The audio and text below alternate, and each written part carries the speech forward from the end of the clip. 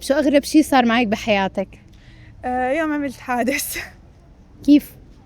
كنت سايقة سيارة أنا ورفقاتي وماشية سرعة 120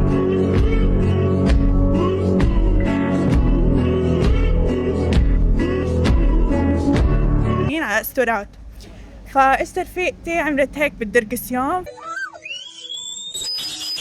ففتنا حادث بتريلا.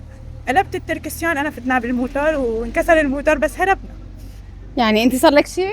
لا ما صار لنا شيء، بس السيارة هيك طاوجت شوي يعني، بس عادي، بس هربنا يعني نفدنا منه. طيب أنت فترة الحادث شو أول شي خطر ببالك أو أول حدا خطر ببالك؟ خطر ببالي أمي وأبي. إنه أنا إذا هلأ صابني شيء مثلا شو ردة فعل أمي، شو ردة فعل أبي، شو رح يكون صار فيهم. طيب درس تعلمتي؟ شو؟ درس تعلمتي أو عبرة؟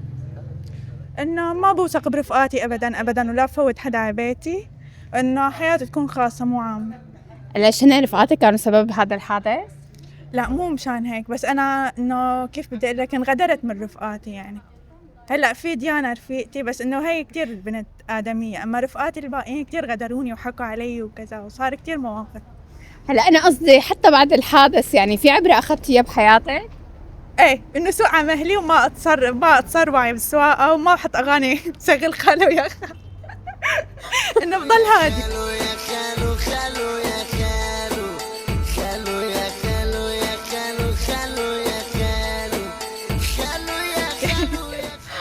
معناها شو كان سبب الحادث؟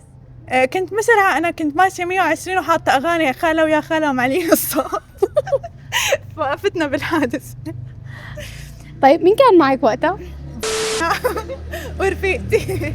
ديانا كانت عم تصور، حاطينا ورا قاعدة عم تصور وأنا عم سوق السيارة، ورفيقتي قاعدة جنبي، فأنا عندي حركة أعملها بالدركسيون هيك تخويف للبنات، فبس كنت ماشية 120 لا كنت مركزة بالسواق أنا، فإجت رفيقتي عملت للدركسيون هيك، هي ما بتعرف تسوق وما عندها خبرة إنه مثلا إذا عملنا هيك رح نفوت حادث، لا، فبس عملت هيك للدركسيون نحن رحنا نفوت أول شي بتريلا، فأنا عكست الدركسيون هيك فجأة فتنا بموتور وانكسر الموتور بالنص، كان في مرة وزلمة. قمت نزلت لقيت المرة قايمة والزلمة ماسك رجله، فأنا طلعت هيك رجعت طلعت بالسيارة قلت لهم امشوا لهيكم، هربت.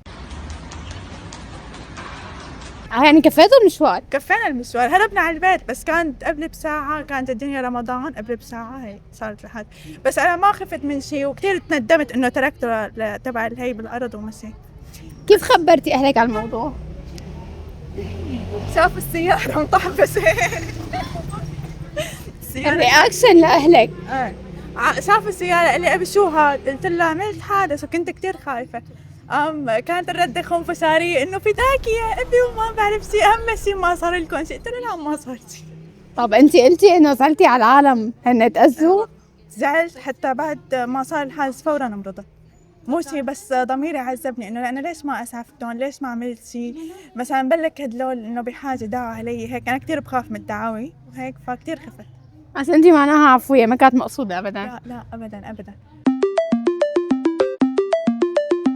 ويعني لو طالع بإيدي كان نزلت أسعفتهم، بس تموا العالم عليهم فأنا خفتهم فهربنا. صار قلت هلا أكيد رح يشحطوني لأنه ما معي شهادة سواقة ولا شيء، فخفت وهربت. أهم معناها عبرتين شو هن؟ إنه ما سوق بسرعة، ما بتهور. وإنه شو كمان، إنه على طول صارح أهلي بكل شيء يعني. طيب إن شاء الله ما بتتكرر معك الحادثة. آمين يا رب.